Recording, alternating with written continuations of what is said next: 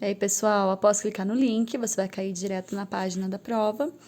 Você vai ter que colocar seu nome completo, não pode esquecer, tá? Questão 1. A produção audiovisual é um segmento que envolve a área artística, cultural e multimídia para circulação em diversos tipos de meios de comunicação. O profissional formado em produção audiovisual trabalha na elaboração e produção de conteúdos publicitários, documentais, jornalísticos e artísticos, o que inclui roteiro, fotografia, iluminação, sonorização e finalização. Sua participação é fundamental na confecção de vídeos e filmes. Sobre o roteiro, é possível afirmar. Então, vem aí de novo uma interpretação de texto. Letra A. O roteiro é criado espontaneamente durante as filmagens de uma produção audiovisual. Por isso, é necessário planejamento dos enquadramentos, diálogos, iluminação, trilha sonora, movimento de câmera, dentre outras coisas. Notem que eu grifei espontaneamente e não é necessário planejamento. Será que o roteiro ele é criado assim de forma espontânea? Sem algum planejamento? Então pensem se essa resposta está correta ou incorreta. Na B, o roteiro de cinema ou script suprime os elementos que são necessários para conter a história: áudio, vídeo, ações, comportamento e diálogo. O roteiro ele elimina os elementos de áudio, vídeo, ações, comportamento e diálogo? Letra C. O roteiro é um documento narrativo e descritivo utilizado como diretriz e planejamento de uma produção audiovisual, como filmes, programas de TV, propagandas e vídeos. Então, tá falando que o roteiro é um guia, né? Que você vai escrever a história, né? Você vai direcionar a história através do roteiro. E a letra D, o roteiro divide-se em cenas e não contém indicações de ações e os diálogos. Então, no caso aqui, tá falando que não contém uma direção, tá? Então, você vai escolher qual afirmativa condiz com o trecho. Questão número 2. A partir do início do século XX, observa-se uma diversificação de atividades teatrais no Brasil, com a manifestação de várias estéticas e em diferentes cantos do país. João Pessoa, Porto Alegre, Recife, Rio de Janeiro, Salvador, por exemplo, foram os principais eixos onde aconteciam inúmeras e significativas formações de grupos teatrais e, portanto, produções de teatro. Segundo pesquisa da história do teatro no país, a dispersão geográfica do teatro brasileiro contribuiu bastante para o desenvolvimento dessa atividade cultural e artística. São considerados importantes para a história do teatro brasileiro no século XX, exceto, ou seja, gente, de novo, interpretação. O que está falando, gente? Qual desses itens abaixo não pertence ao teatro brasileiro, tá?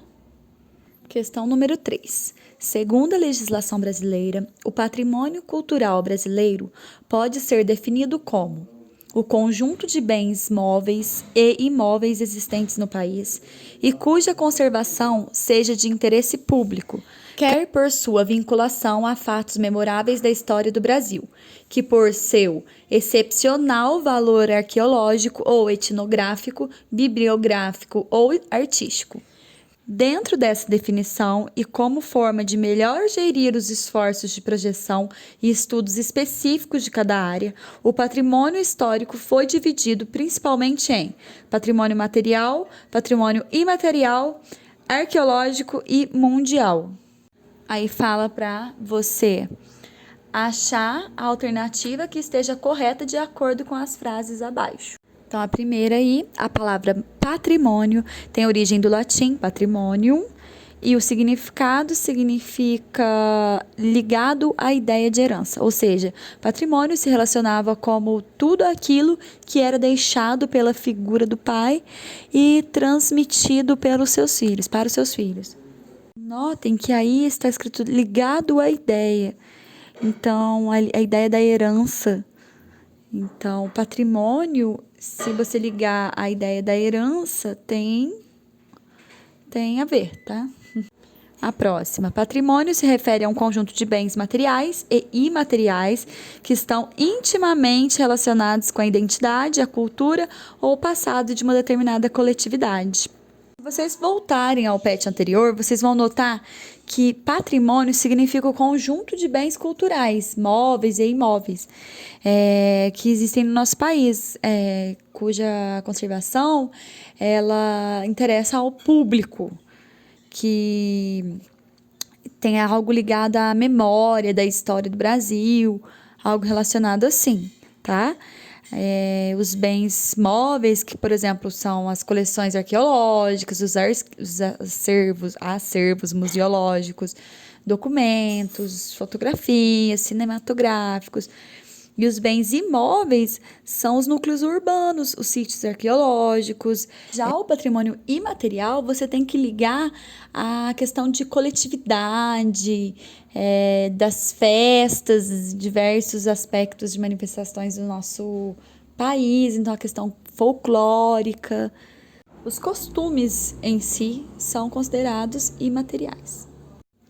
São tipos de patrimônios imateriais: coleções arqueológicas, acervos museológicos, documentais, bibliográficos, arquivísticos, ideográficos, fotográficos e cinematográficos, núcleos urbanos, sítios arqueológicos e paisagísticos. O patrimônio imaterial é transmitido por gerações, sendo constantemente recriado por comunidades e grupos, em função de um ambiente, de sua interação com a natureza e de sua história, de forma a gerar um sentimento de identidade, continuidade e diversidade cultural. Inclui-se no conceito de patrimônio material as expressões culturais e as tradições preservadas por um grupo de indivíduos a respeito de sua ancestralidade para as gerações futuras. E a outra, o tombamento e a chancela não são formas de preservação do patrimônio material. Questão de número 4. A riqueza musical brasileira está estruturada por bases poéticas e estéticas das matrizes africanas, Banto e Iorubá. Tais influências podem ser observadas, respectivamente, no samba e nas músicas religiosas afro-brasileiras, candomblé e umbanda. Portanto, observamos nas músicas brasileiras importantes e enriquecedoras influências negras, o que há uma grande diversidade cultural que inspira o mundo todo. Leia os enunciados abaixo e você vai relacionar aí, né? 1. É o grande ritmo musical do carnaval pernambucano, construído por uma marcha sincopada e frenética. A origem de seu nome traz a ideia de ferver. Quase que é o nome, né, gente? 2. Dança e canto de origem africana, muito presente no norte do Brasil, mesmo a dança sendo descrita como indecente e lasciva pelos documentos oficiais de antigamente. Esta foi a primeira manifestação da música negra aceita pela sociedade colonial brasileira.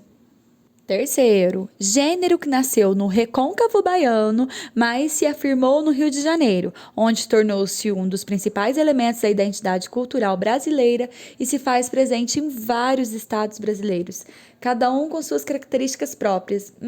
Eu vi isso aqui no pet de vocês, hein? O quarto, manifestações artístico-cultural pernambucano relacionados aos cortejos dos reis de Congo, constituídos de componentes sincréticos do catolicismo e do candomblé. Olha que legal, juntou as duas religiões. Seus elementos principais são porta-bandeira ou porta-estandarte, dama ou passo, colunga corte, que é formado por um casal de duques, o casal de príncipes, o rei e a rainha Iabás, caboclo de pena. A quinta, manifestação cultural marcada pela música, cantos e danças de forte componente religioso católico, representando uma corte negra, cujo padroeiro é São Benedito e Nossa Senhora do Rosário. São os homenageados. É realizada em regiões do interior de vários estados brasileiros, principalmente Minas Gerais, Paraíba, São Paulo, Pernambuco e Ceará. Vou explicar rapidinho de forma aleatória, não na ordem das questões aqui, tá? Depois vocês vão sincronizar aí o que vocês estão interpretando no texto. Mas o samba, ele também é conhecido como samba urbano carioca, né? Mas ele foi originado das comunidades afro-brasileiras, tá bom? No Rio de Janeiro. Que o samba se originou da mescla, né, de antigos batuques que foram trazidos pelos africanos. E o significado da palavra samba é diversão, festa, tá? Alegria. Tem também a congada ou congado, né? Que é uma manifestação cultural religiosa afro-brasileira, que é conhecida também como folguedo, né? Muito antigo, é uma dança muito antiga e que tem um bailado bem dramático, tá? E trabalha com essa questão do rei Congo. E é uma música que recria a coroação do rei Congo. Tem também associação aí ao maracatu, que é um ritmo musical de dança e ritual do sincretismo religioso, né? Que tem origem lá em Pernambuco e trata do mais antigo ritmo afro-brasileiro que a gente tem, tá? É formado por um conjunto de percussão e que acompanha o cortejo real também. Tá faltando falar também do frevo, que é um ritmo musical e uma dança brasileira, que também teve origem em Pernambuco e se baseia na fusão de vários gêneros, como a marcha, machixe, e é uma dança que foi influenciada pela capoeira, tá? E por último, não menos importante, o lundu também, que é conhecido como landum, lundum, londu, que é uma dança também com canto de origem africana. Estudiosos que dizem que o samba se originou do lundu também, que por via depois do machixe. E a número 5 pede: associe as colunas e ache a alternativa que expressa a ordem correta. A número 1, arte como imitação, a arte depende da natureza. A 2, arte como criação, que a arte independe da natureza. A 3, a arte como construção, que é a arte que é condicionada pela natureza. Então, vamos fazer as associações aí, né?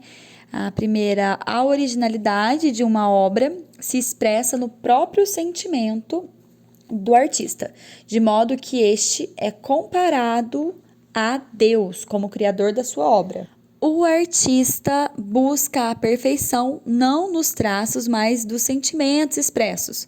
Romantismo é um bom exemplo no qual a criação estética é desenvolvida na natureza e representa sistematicamente a liberdade criativa do homem. A segunda, né? Nesta perspectiva, há uma mistura conceitual entre o homem e a natureza. O homem cria uma obra artística na qual ele conjuga os elementos da natureza e os sentimentos do próprio homem. O melhor exemplo dessa perspectiva é, sem dúvida, a arte abstrata.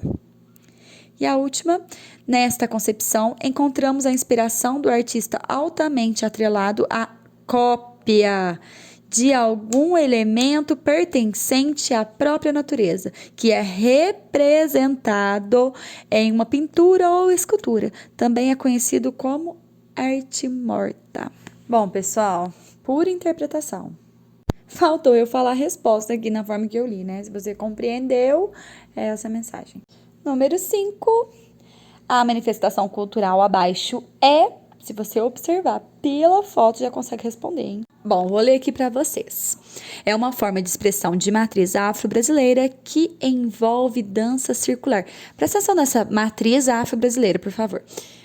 Canto e percussão de tambores, seja ao ar livre nas praças do interior de terrenos ou associado a outros eventos e manifestações. É realizado em local específico ou calendário pré-fixado e praticado especialmente em louvor a São Benedito.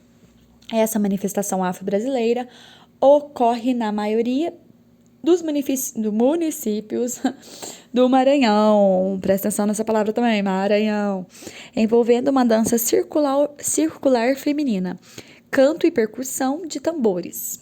Dela participam as coreiras ou dançarinas, conduzidas pelo ritmo intenso dos tambores e pelo gesto característico. É entendido como saudação e convite. Se você prestou atenção no que eu falei na questão anterior, eu expliquei sobre o samba, sobre o maracatu, só não falei da catira, né, que foi mencionado aqui agora como alternativa, que é um ritmo musical da região sudeste e centro-oeste do nosso país, que tem característica como a batida dos pés e das mãos. Também não falei sobre o tambor de crioula, que é mais conhecido como punga também, que é uma dança de origem africana, que é praticada pelos descendentes de escravos africanos. E é em louvor a São Benedito. Então é com vocês, só interpretar.